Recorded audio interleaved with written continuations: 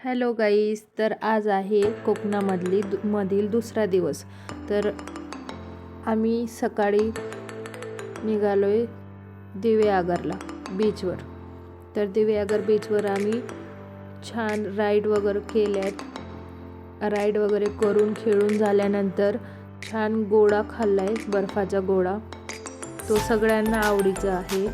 आणि नंतर रूमवर जाऊन तयारी वगैरे करून गणपतीच्या मंदिरात आलोय। गणपतीच्या मंदिरात दर्शन वगैरे करून छान उकडीचे मोदक खाल्लेत। काहींनी शॉपिंग केली।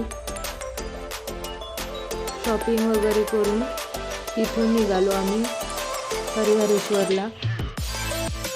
हरिहरेश्वराच्या मंदिरात निघालो। तिथे जाऊन छान दर्शन वगैरे घेतले।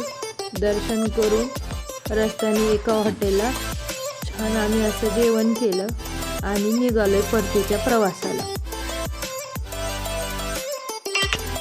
तर अशा प्रकारे आमचे कोकणातील 2 दिवस संपले। व्हिडिओ आवडल्यास नक्की लाईक करा। थँक्यू।